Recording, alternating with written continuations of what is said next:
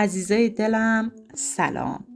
امیدوارم حال دلتون خوب باشه.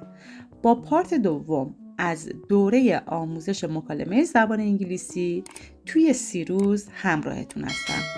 اگه به این مجموعه آموزشی علاقه‌مند هستید و دوست دارید که پارت‌های بعدی سریعتر منتشر بشه، ویدیو رو لایک کنید، کامنت بذارید و حتما سابسکرایب کنید که با این کارتون بهم انگیزه و انرژی میدید برای آماده کردن هرچی سریعتر پارت‌های بعدی.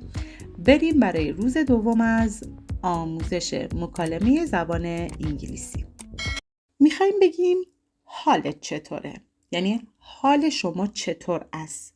احتمالاً اکثرتون این سوال رو میدونید. حالا چطور میشه how. حالت یعنی حال شما که شما میشه you. برای you از فعل to be are استفاده میکنیم و چون سوالیه باید بگیم are you. پس جمله میشه how are you. How are you. How are you. حالت چطوره؟ خوبم، ممنون. خوبم یعنی من خوب هستم. من هستم I'm. خوب fine. ممنون thanks. I'm fine. Thanks. I'm fine. Thanks. بد نیستم، ممنون. من نیستم میشه I'm not. I'm not. I'm not bad. Thanks. I'm not bad. Thanks. میخوایم بگیم حال پدرت چطوره؟ خب اگه یادتون باشه توی قسمت اول از این مجموعه گفتیم که برای سوم شخص مفرد یعنی نفر سوم اگه خانوم باشه از she و اگه آقا باشه از he استفاده میکنیم. پس چطور میشد؟ how. پدرت میشه your father. چون he هستش ما از فعل to be is باید استفاده کنیم. How is your father? How is your father? خوبه، ممنون یعنی او خوب است. او چون ضمیر فاعلی پدرت میشه پس باید از he استفاده کنیم. برای he از فعل to be is استفاده میکنیم. پس جمله میشه He's fine. Thanks. He's fine. Thanks. حال مادرت چطوره؟ How is your mother? How is your mother? دقت کنید. دقیقا مثل سوال قبلی هستش، فقط به جای your father باید از your mother استفاده کنیم. How is your mother? خوبه، ممنون. She's fine. Thanks. She's fine. Thanks. و به جای your mother از ضمیر فاعلی she استفاده کردیم. حال پسرت چطوره؟ How is your son? How is your son? Your son پسرت. نکته son میشه فرزند پسر، اما اگه در حالت کلی بخوایم بگیم پسر میشه boy، یعنی به غیر فرزند باشه.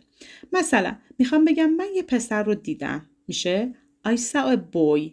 اما اگه بخوام بگم من پسرت رو دیدم نمیتونم بگم I saw your boy. باید بگم I saw your son. پس وقتی که درباره فرزند پسر خودمون یا فرد دیگه صحبت میکنیم کلمه پسر میشه son. خب جوابش خوبه، ممنون. He's fine. Thanks. He's fine. Thanks. حال دخترت چطوره؟ How is your daughter? How is your daughter? خب اینجا هم یه نکته داره. اگه ما بخوایم در مورد فرزند دختر خودمون یا فرد دیگه صحبت کنیم میشه daughter، اما در حالت کلی دختر میشه girl. پس میشه How is your daughter? دخترت یا حال دخترت چطوره؟ خوبه، ممنون. She's fine. Thanks. She's fine. Thanks. حال خانومت چطوره؟ How is your wife? How is your wife? Your wife خانومت. پس دقت کنید توی جواب هم باید از ضمیر فاعلی she استفاده کنیم. حال شوهرت چطوره؟ How is your husband? How is your husband? Your husband شوهرت. Husband شوهر. حال سارا چطوره؟ How is Sarah? How is Sarah? او چطوره؟ او خانوم. How is she? How is she? او چطوره؟ او آقا. How is he? How is he? خب دقت کنید، شاید بعضی از شما فکر کنید که این جملات بسیار ساده و آسون هستن، اما ما مکالمه هامون رو میتونیم با همین جملات ساده و آسون شروع کنیم. بعضی وقتا توی همین جملات ساده ممکنه گیر کنیم که حتما چندین بار این ویدیو رو نگاه کنید، تمرین کنید تا جملات کاملا تو ذهنتون جا بیفته و یادگیری کامل صورت بگیره. البته من از جملات ساده شروع کردم و توی ویدیوهای بعدی به جملات پیشرفتم خواهیم رسید. میخوایم بپرسیم حال بچت چطوره؟ How is your child? How is your child? Child میشه بچه. Your child بچت. البته kid هم میتونیم استفاده کنیم و بگیم How is your kid? How is your kid? Kid میشه بچه که kid یک کلمه عامیانه هستش. حال بچه ها چطوره؟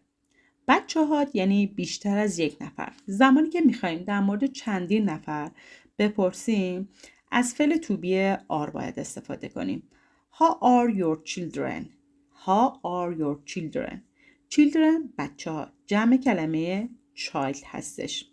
یا میتونیم بگیم How are your kids? How are your kids?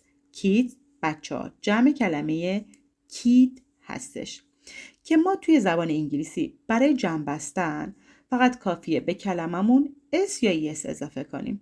اما چندین کلمه استثنا مثل چایلد هستن که نیازی به اس ندارن و کاملا شکل کلمه تغییر میکنه و تبدیل میشه به چیلدرن که تقریبا 99% از کلمات انگلیسی با قرار دادن اس یا اس در کنارشون جمع بسته میشن. خب جوابش خوبن، ممنون. کتابی این جمله میشه اونها خوب هستن، ممنون. آنها هستن میشه they are. خوب fine. پس جمله میشه they are fine thanks. They are fine thanks. یا میتونیم مخففش رو بگیم they're fine thanks. همشون خوبن، ممنون. They are all fine thanks. They are all fine thanks. یا مخففش میشه they're all fine thanks. They're all fine thanks که کلمه all میشه همه. آنها اینجا هستن. آنها میشه آفرین بگی they هستن are. اینجا here. They are here. They are here. یا مخففش میشه they're here. آنها مشغول هستن یا میتونیم بگیم سرشون شلوغه.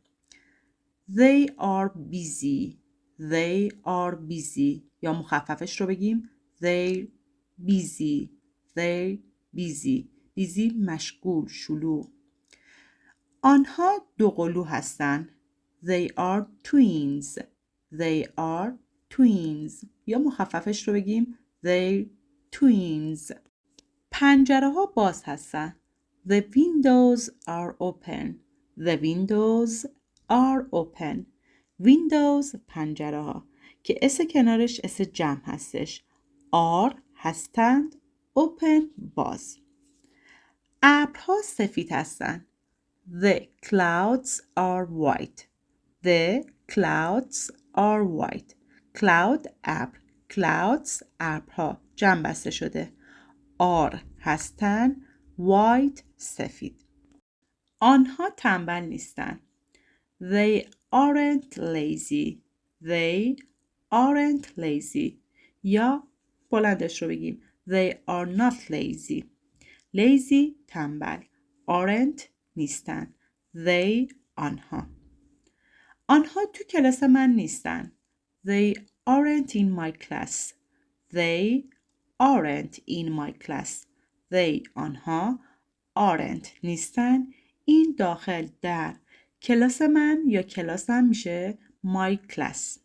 همسایه های من اهل چین هستن. My neighbors are from China. My neighbors are from China. My neighbors همسایه های من. آنها اهل اسپانیا نیستن. They aren't from Spain. They aren't from Spain. Spain اسپانیا. آیا آنها دوقلو هستن؟ جمله آنها دوقلو هستن میشه They are twins. چون توی سوال میگیم آیا آنها، پس باید فعل to be are رو بیاریم اول جمله و جملمون رو سوالی کنیم. Are they twins? Are they twins? بله هستن. Yes, they are. Yes, they are. نه نیستن. No, they not. No, they aren't. از هر دوتاش میتونیم استفاده کنیم. آیا آنها معلم هستن؟ آنها هستن میشه they are. پس توی سوال باید are رو اول جمله بیاریم و جمله رو سوالی کنیم. پس میشه Are they teachers? Are they teachers? بله هستن. Yes, they are.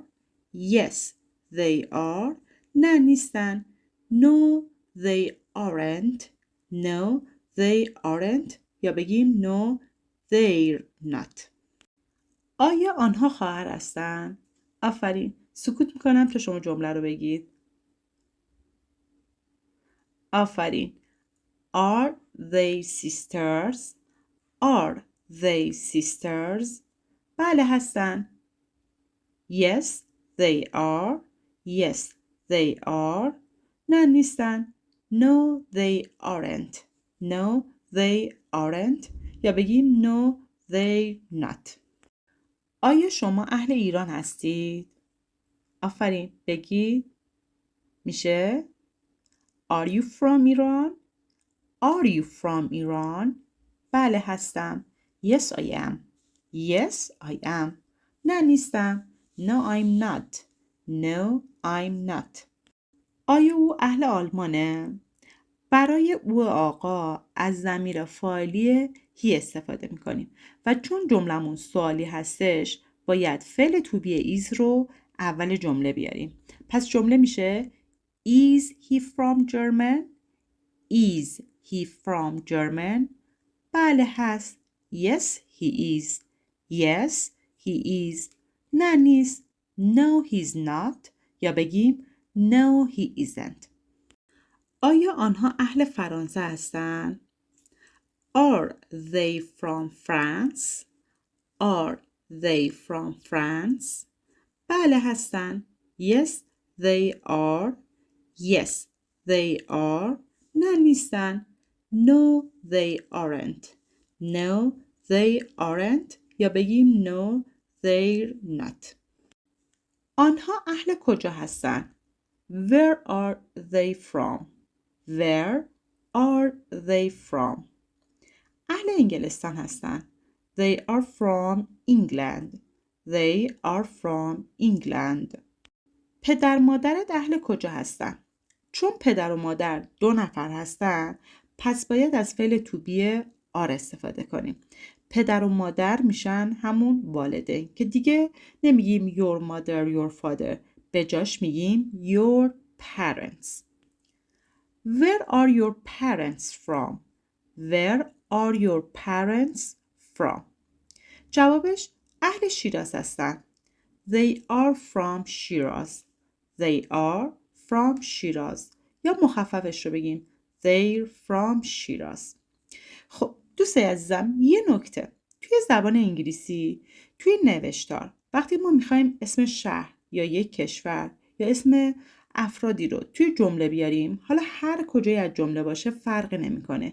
ما باید حرف اول کلمه‌مون رو با حروف بزرگ بنویسیم. مثل کلمه شیراز. ببینید اسم یک شهر هستش. اسم اولش با حروف بزرگ نوشته شده. پسرت چند سالشه؟ خب چند سالشه میشد؟ How old؟ پسرت چون 1 نفر هستش باید از فعل to be is استفاده کنیم. How old is your son? How old is your son? 15 سالشه. He's 15. He's 15. پسرهات چند سالشونه؟ پسرهات چون بیشتر از یک نفر هستن پس باید از فعل to be are استفاده کنیم. How old are your sons? How old are your sons? Son پسر. Sons پسرها. اس کنار sound اس جمع هستش. 10 سالشونه یعنی آنها 10 ساله هستن. They are 10. They're 10. They're 10. خونه من بزرگه و اون قشنگه. یا میگیم خانه من بزرگ است و آن قشنگ است. خانه من بزرگ است میشه My house is big. My house is big. My house خانه من. Is هست یا است. Big بزرگ. آن قشنگ است. It is beautiful. یا مخففش رو بگیم It's beautiful. It's beautiful. دقت کنید. It ضمیر فاعلی my house هستش که توی جمله دوم دیگه my house رو تکرار نکردیم، به جاش از ضمیر فاعلی استفاده کردیم و beautiful قشنگ. ماشین تو قدیمیه و ارزونه. یا بگیم ماشین تو قدیمی است و آن ارزان است. ماشین تو قدیمیه میشه Your car is old. Your car is old. Old قدیمی. آن ارزان است. It's cheap. It's cheap. دقت کنید ما دیگه your car رو توی جمله دوم تکرار نکردیم، به جاش از ضمیر فاعلی it استفاده کردیم. آشپزخونتون خیلی کوچیکه. Your kitchen is very small. Your kitchen is very small. دقت کنید. Your kitchen آشپزخونتون یعنی یک آشپزخونه. پس باید از فعل to be is استفاده کنیم. Very خیلی small کوچیک. آلوها ترش هستن. They plums are sour. They plums are sour. Plums آلوها sour ترش. لیموها تلخ هستن. Lemons are bitter. Lemons are bitter. Lemons لیموها bitter تلخ. این غذا شوره. This food is salty. This food is salty. Food غذا salty شور. این انبه خیلی شیرینه. This mango is very sweet. This mango is very sweet. Mango انبه. Very خیلی. Sweet شیرین. من امروز مریضم. I'm sick today. I'm sick today. I'm من هستم. Sick مریض. Today امروز. او دختر عموی منه. She's my cousin. She's my cousin. کلمه کازین میشه دختر عمو، پسر عمو، دختر خاله، پسر خاله، دختر عمه، پسر عمه، دختر دایی و پسر دایی. در مجموع بچه‌های عمو، عمه، خاله و دایی همه اینها رو میگن کازین. مثل ما جدا جدا نمیگن. یا یه جمله دیگه بگیم او پسر دایی منه. He's my cousin. He's my cousin. من هر روز صبحانه رو ساعت 8 میخورم. I have breakfast at 8 o'clock every day. I have breakfast at 8 o'clock every day. Breakfast صبحانه. Every day هر روز. من نهار رو سر کار میخورم. I eat lunch at work. I eat lunch at work. دقت کنید. توی جمله اول گفتم I have. توی این جمله گفتم I eat. فرقی نمیکنه. برای خوردن هم میتونیم have استفاده کنیم، هم میتونیم از فعل eat استفاده کنیم. شام حاضره. Dinner is ready. Dinner is ready. dinner شام is هست ready حاضر. عزیزای دلم ممنونم که تا آخر ویدیو همراه من بودید. توی ویدیو بعدی مطالب جدیدتر و پیشرفته تری خواهیم داشت و بسیار مهمه که ما همه چیز رو از پایه و ابتدا به درستی و کاملا اصولی یاد بگیریم و شما به راحتی میتونید با استفاده از همین جملات ساده و آسون یه مکالمه انگلیسی رو شروع کنید. دوستان عزیزم دوستتون دارم. تا ویدیو دیگه خدا نگهدار.